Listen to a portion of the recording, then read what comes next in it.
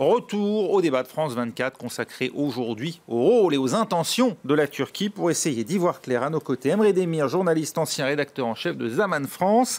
Face à lui, Selçuk Demir, avocat, secrétaire de l'Alliance des juristes franco-turcs. Également avec nous, Nedim Goursel, écrivain, directeur de recherche au CNRS ici à Paris. Et Marc Semo, journaliste au Monde en charge des questions diplomatiques. On était à l'instant en train de parler de l'ampleur on peut le dire, de ces purges et de ces suspensions dans l'administration, effet donc de l'état d'urgence en Turquie et de ce contre-coup d'État donc à l'œuvre sous nos yeux. Emre Demir, vous étiez en train d'évoquer finalement les différences avec la France et de parler de l'ampleur des suspensions, notamment dans la justice, qui rend effectivement difficile la tenue d'un certain nombre de procès contre toutes ces personnes aujourd'hui inculpées. Ces purges visent tous les secteurs, y compris privés ou publics, et toutes sortes d'opinions publiques ou politiques. Ce qui m'inquiète plus, ce n'est pas le bon fonctionnement de l'État, mais c'est les effets sociaux de ces purges massives. Parce que tous ceux qui ont été purgés de l'État ont condamné à mort sociale. Leurs comptes bancaires sont suspendus systématiquement, leur sécurité sociale annulée, droit à la retraite perdu. Ils n'ont plus le droit d'exercer leur métier. S'ils étaient en police, ils ne peuvent pas travailler dans le privé. Enseignants, ils ne peuvent plus continuer. Leurs diplômes universitaires ont été annulés. Donc c'est mort social. Dans quelques mois, plus de 100 000 personnes, avec leurs familles, plus d'1 million de personnes, seront face à des difficultés financières énormes. Et donc, ce qui m'inquiète plus, c'est les effets sociaux de ces purges massives. Et ce n'est que le début. Il faut souligner que les médias pro-gouvernementaux, les ministres, évoquent encore 300 000 personnes de plus. C'est du délire total, c'est une hystérie collective, mais c'est toujours possible d'arriver à ces chiffres. Selçuk Demir, vous qui connaissez bien le système judiciaire, par exemple la justice aujourd'hui a-t-elle les moyens de fonctionner, puis plus généralement sur les conséquences effectivement, même économiques de ce qui se passe, parce que sortir effectivement 100 000 personnes du système, quand on sait que la Turquie aujourd'hui a sur son sol pas loin de 2 millions, je crois, de réfugiés en provenance de Syrie, ça demande là aussi des moyens, 3 millions, et puis plus généralement la croissance, elle qui n'est plus là, est-ce que là on n'est pas face à de réelles difficultés? Est-ce que c'est bien le moment de taper d'une certaine manière sur l'administration et les corps d'État? Alors, si je peux me permettre une réponse à Emre Demir, les effets sociaux, il fallait y penser, je pense, quand l'organisme dont vous revendiquez votre appartenance a organisé le coup d'État, ou la tentative de coup d'État du 15 juillet dernier. Je veux dire, les effets sociaux et politiques, il fallait y penser à ce moment-là. Je vous ai peu entendu condamner la tentative de coup d'État. C'est inacceptable. Les termes qui ont été... Non, on affirme que c'est... Non, simplement, puisque vous l'accusez, en gros, Selçuk Demir, vous accusez Emre Demir d'avoir partie prenante avec les C'est 100 millions que les effets sociaux, il fallait y penser avant... Vous l'avez quand même accusé de complicité avec les auteurs du coup d'État. Je le dis qu'il fait partie, qu'il assume appartenir à une confrérie dite religieuse qui a la confrérie de Fethullah Gülen. Il fallait y penser à ce moment-là. Il y a 2 points à souligner. D'abord, en ce qui me concerne, c'est ridicule, j'étais sur le plateau de France 24. Mais on a bien compris que ce n'était pas vous directement. On affirme que ces 100 000 fonctionnaires étaient responsables de ce coup d'État, étaient tous des gulenistes. On affirme aussi que le coup d'État était guleniste. C'est ridicule parce qu'il faut savoir que le syndicat... Vous reniez-vous le terme de guléniste s'agissant de... Vous reniez-vous le terme le qualificatif de guléniste s'agissant de vous-même et des membres de Zaman France? Je ne suis pas l'avocat de Gülen, de guléniste, et s'il est coupable, donc je défends une procédure normale, judiciaire, équitable. Les éléments ce qui est important de dire... établissent la responsabilité. Le débat ici, c'est pas sur moi. Ce qui est important de dire... Ce qui est important de dire...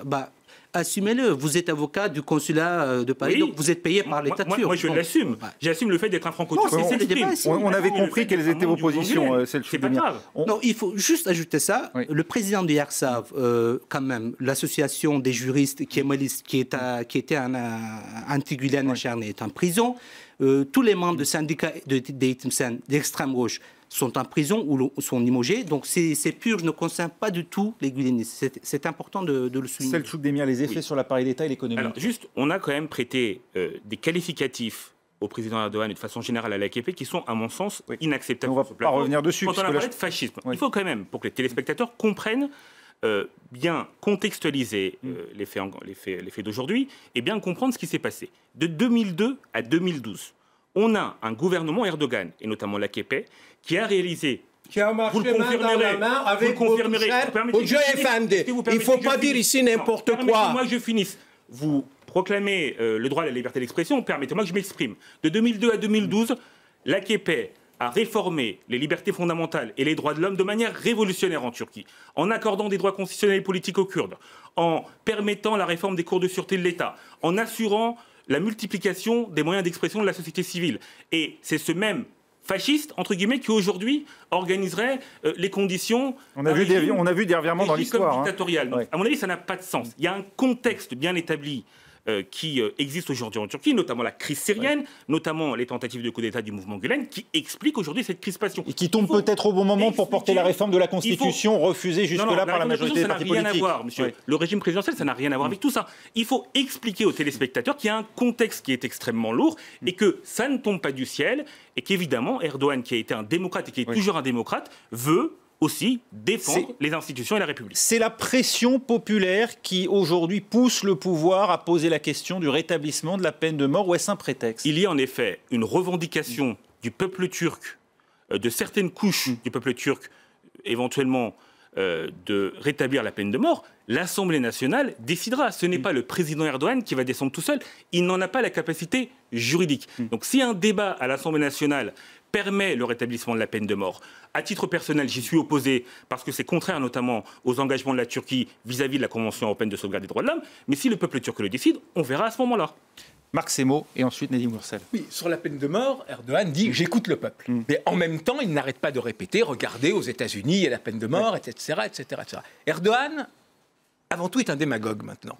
Effectivement, il fut un homme soutenu par une partie de la population. C'est elle qui a mis en échec le coup d'État en descendant dans la rue. Il fut un homme qui a profondément réformé la Turquie. Et c'est vrai que depuis l'arrivée au pouvoir de l'AKP, il y avait beaucoup de choses qui ont été faites jusqu'en 2013. Et ensuite, il y a eu un basculement d'un homme qui veut une république présidentielle, qui se croit chargé d'une mission divine, qui est celle de remettre la Turquie dans le sillon de son histoire ottomane et de la religion.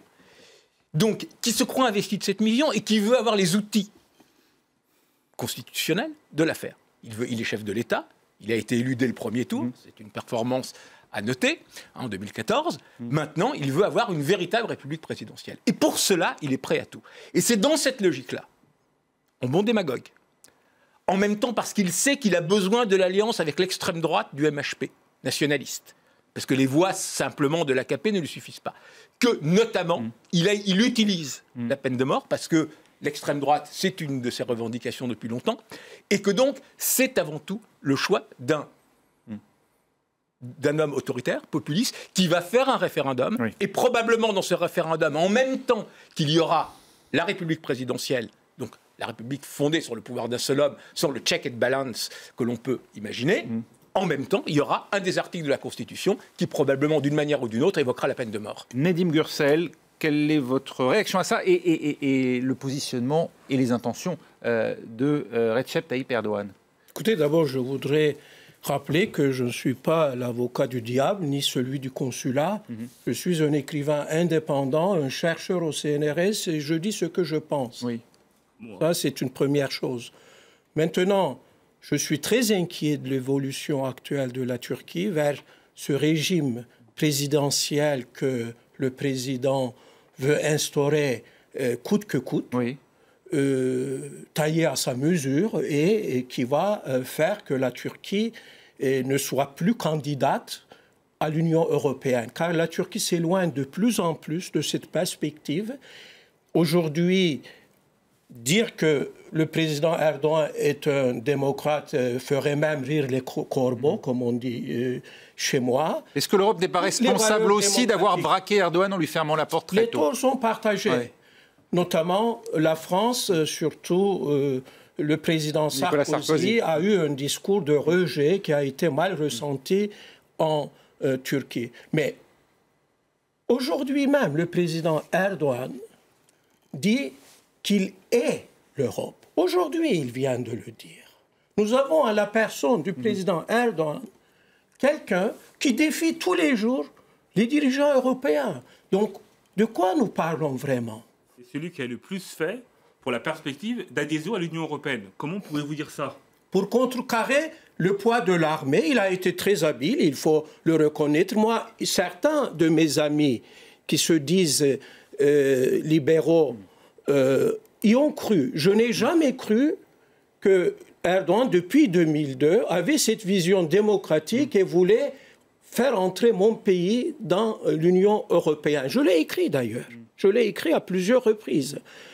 Aujourd'hui... Pour vous, c'était un moyen pour lui de maintenir à distance l'armée du pouvoir. Bien sûr, et il a réussi. D'ailleurs, ce n'est pas une mauvaise chose. Oui. Que l'armée ne soit plus présente sur la scène politique, c'est une bonne chose. Et nous le devons à M. Erdogan. Je le reconnais. À mon avis, c'est une très bonne chose. C'est surtout la posture discriminante de l'Union européenne envers la Turquie qui a éloigné certains dirigeants politiques turcs. Mon itinéraire d'écrivain a été marqué par les coups d'État militaires successifs. Oui. Je constate aujourd'hui avec grande amertume que nous n'en sortons pas. Et je condamne bien sûr cette tentative du coup d'État militaire. J'ai été poursuivi en Turquie à cause de mes livres après les coups d'État militaires. Oui. Donc c'est une bonne chose que l'armée maintenant s'occupe évidemment d'autre chose que de la politique intérieure. Mais malheureusement, sans cette perspective européenne, la Turquie ne peut pas se démocratiser, ne peut pas progresser vers la démocratie, surtout si elle continue à bafouer les valeurs démocratiques, la liberté d'expression, la laïcité, les droits de l'homme. Ce sont des valeurs que la Turquie ne respecte plus. Et c'est pour cela que je le déplore. Vous êtes préoccupé par l'arrestation des deux maires de Diyarbakir où le pouvoir turc vient donc de nommer un administrateur qui se trouvait être un ancien sous-préfet de la province d'Ankara, la capitale. Le Conseil de l'Europe, lui, s'en est ému. Vous pouvez imaginer que les maires élus soient mis en prison et que l'État nomme à leur place des sous-préfets. Ça a été le cas récemment encore à Diyarbakir. Il y a quelque chose qui ne va pas là. Dans quel pays si ces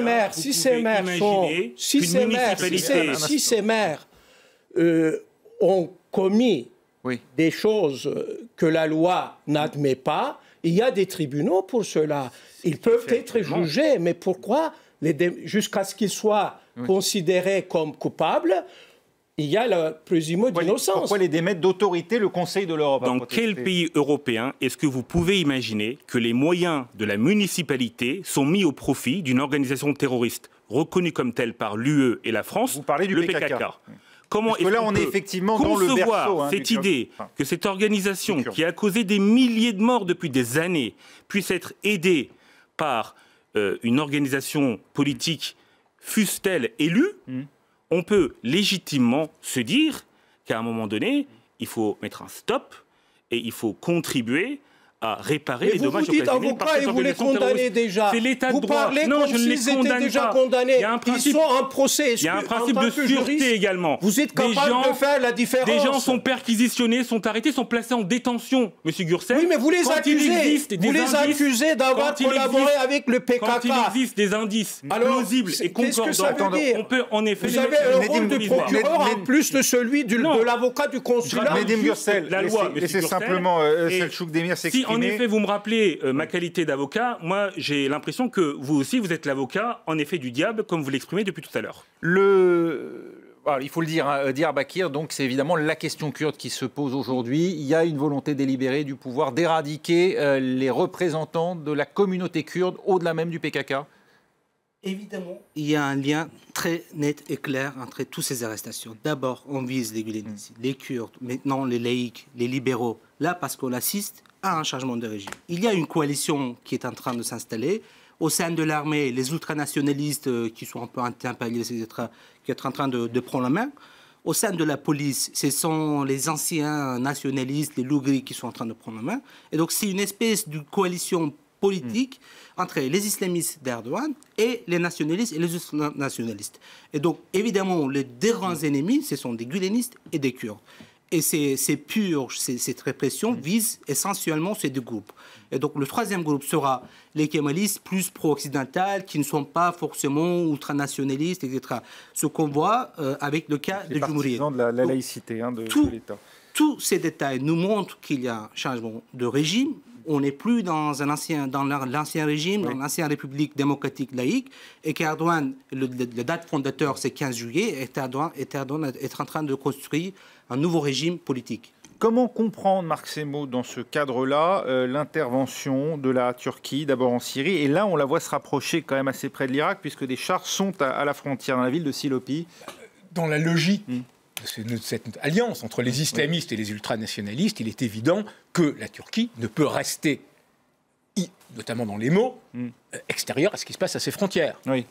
Elle est intervenue en Syrie à la fois pour combattre Daesh, mais surtout les Kurdes. Il y avait cette volonté réelle de combattre Daesh. Enfin, je veux dire, en partie, oui, parce qu'aujourd'hui, il y a eu des attentats terribles en Turquie. C'est quand même le pays qui était le plus frappé par les attentats de Daesh avec la France, même plus que la France au niveau du nombre de morts. Donc il y a la volonté de combattre Daesh après de longues ambiguïtés, non pas tant vis-à-vis de Daesh, qui était toujours perçu comme un allié objectif du pouvoir d'Assad, mais des djihadistes en général, et en même temps combattre les Kurdes syriens qui sont organiquement liés au PKK. Oui. Avec l'Irak, maintenant il y a une nouvelle étape, c'est la Turquie qui se dit, voilà, on est protecteur un peu des sunnites, et notamment des Turkmènes, qui sont des turcophones, au cas où les milices chiites, dans le cadre de la reconquête de Mossoul, mènent des massacres sur la Tel Zatar et sur ces minorités turkmènes, la Turquie montre ses muscles. Mais c'est dans la logique d'un régime nationaliste, d'un régime qui veut montrer son existence. En même temps, il y a de la part d'Erdogan un certain pragmatisme et une certaine habileté diplomatique, notamment dans le rapprochement avec Moscou, parce qu'en même temps que la Russie mène ses opérations, en même temps que la Turquie mène ses opérations, en même temps que la Turquie, qui est quand même le pilier du flanc sud-est de l'OTAN, la Turquie se rapproche de la Russie. Et hier encore, il y avait une rencontre entre les chefs d'état-major turcs à Moscou, et russes à Moscou pour discuter d'opérations communes. Donc il y a ce pragmatisme. Et un dernier point là-dessus, il est évident qu'après ce qui s'est passé, il vaut mieux occuper l'armée dans des opérations extérieures, ce qui par ailleurs redonne aussi une certaine crédibilité à l'armée, que de l'avoir trop ingéré dans les affaires intérieures et politiques. Selçuk Demir. Alors, il y a 2 ans sur ce plateau, quand j'échangeais avec M. Gürsel, je l'entendais se plaindre du comportement de la Turquie, de ne pas intervenir contre Daesh à Kobané, en lui prêtant des intentions qui, à mon sens, ne collaient pas à la réalité. Moi, je vous ai très peu entendu, M. Gürsel, à l'époque libéré par les Kurdes. Quand il s'est agi pour la Turquie d'intervenir en Syrie contre Daesh, et je vous entends très peu actuellement quand il s'agit de condamner l'Irak, qui empêche la Turquie de combattre Daesh à Mossoul. Enfin, on a là encore un double discours, une espèce de double conception des choses. Quand la Turquie n'intervient pas à Kobané, la Turquie est forcément l'allié objectif d'un certain nombre de forces dites islamistes. Et quand il s'agit d'entrer et de lutter contre Daesh en Syrie, quand il s'agit de vouloir combattre Daesh à Mossoul, là par contre, on n'entend plus personne pour critiquer l'attitude des pouvoirs publics irakiens. La Turquie veut aller combattre Daesh à Mossoul et en est empêchée par Bagdad? Tout d'abord, moi, sur ce plateau, je n'ai jamais dit que la Turquie devait intervenir à Kobané, etc. Pour moi, la Turquie doit rester là où elle est. Il ne faut pas qu'elle s'aventure dans le conflit du Moyen-Orient, surtout sur la base des sectes. Vous pouvez préciser votre pensée pour ceux qui nous regardent sur la base des sectes? Qu'entendez-vous par là? Parce que ce qui se passe actuellement en Syrie et en Irak, c'est un conflit entre chiites, sunnites, entre maronites et kurdes, chiites, ou turkmènes, sunnites, ou turkmènes, chiites, etc. Et la Turquie s'aventure dans ce bourbier en se référant à ces concepts-là. Ce que j'ai dit sur ce plateau, c'est qu'à l'époque, la Turquie ne faisait pas assez pour combattre le Daesh. Même le Premier ministre, M. Davutoglu de l'époque, avait traité les militants de Daesh d'enfants coléreux. Il avait minimisé. Maintenant, la Turquie s'est rangée du côté de la coalition, et tant mieux. Elle a eu raison de le faire, mais intervenir dans l'Irak alors que l'Irak ne veut pas de la Turquie me semble quand même un peu forcer les choses. C'est un État souverain, l'Irak. Donc il faut combattre Daesh, mais en restant chez soi. C'est une conception qui n'est pas la mienne, de la lutte contre le terrorisme. Emre Demir. Il faut ajouter aussi cette facteur-là. Peut-être le Daesh est ennemi commun de tous les acteurs régional ou global, comme la Russie, les États-Unis. Ça, tout le monde le professe, mais qui agit concrètement? Mais la Turquie. Mais précisément, précisément, chaque acteur a une politique à avancer, a un objectif secondaire. Et pour le cas de la Turquie, c'est d'arrêter l'expansion kurde en Syrie. Pour là aussi, c'est de protéger le... Et à Mossoul, quelle est la crainte? Ce sont les milices chiites ou c'est le PKK éventuellement? À Mossoul, le crainte c'est spécifique. En fait, il y a des Turkmènes sunnites. Les Turkmènes, en fait, la Turquie a été toujours le parrain des Turkmènes en Syrie et en Irak. Le but, c'est de protéger les Turkmènes sunnites, évidemment, et d'avoir des exactions des milices chiites. Et d'avoir un parole sur le futur de Mossoul. Et le crainte en fait d'un Iran qui est en train de d'élargir son zone d'influence. Mais pour la Turquie, oui, combattre contre Daesh, c'est important. Mais il ne faut pas oublier aussi qu'arrêter l'expansion kurde, c'est aussi important que le combat contre le Daesh pour Ankara. Merci beaucoup, on en restera là. Je vous demande de rester à nos côtés puisque tout de suite, c'est l'actualité vue du net, le prolongement donc, de ce débat avec Karim Yayaoui.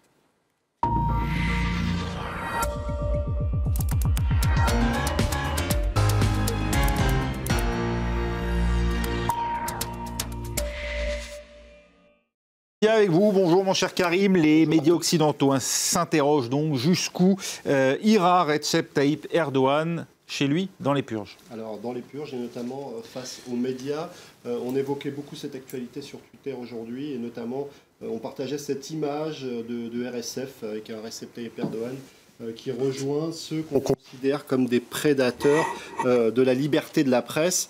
Alors cette image a été assez partagée, tout comme ce dessin où on voit un Recep Tayyip Erdogan mordre la main de ce qui est sans doute un journaliste. Sur le site Slate, on avait cet article d'Ariane Bonzon qui écrit « Le combat d'Erdogan contre la presse ne connaît plus aucune limite » avec le visage de ce journaliste qu'on a beaucoup vu ces derniers jours, Kadri Gürsel, qui est un journaliste assez connu, un éditorialiste qui a été arrêté, qui en 2016 avait publié un livre, Turquie année zéro, qui était un véritable brûlot en français, où il expliquait qu'on assistait en Turquie à la fin des grands principes de 1923, ceux qui étaient nés avec la révolution kémaliste, le progrès, la science, la raison, l'égalité des sexes, la laïcité. Pour lui, tout ça était en train de partir en décrépitude en quelque sorte. Alors il a été arrêté et du côté de son journal, on a choisi de mettre sa photo, mais aucun article en dessous, comme un symbole. Toujours sur les réseaux sociaux, on rappelait que Le 1, l'hebdomadaire, a publié il y a quelques jours une enquête sur la Turquie avec un certain nombre d'articles. Il y avait notamment celui-ci qu'on découvre ensemble, l'article de Jean-François Pérouse, qui est géographe, qui souligne que, évidemment, on parle beaucoup depuis quelques mois de cette tentative de putsch qu'on présente comme élément déclencheur des purges, mais en réalité, il explique que dès 2013, après une enquête menée par un procureur à Istanbul, le président turc s'était senti menacé et les purges avaient déjà commencé.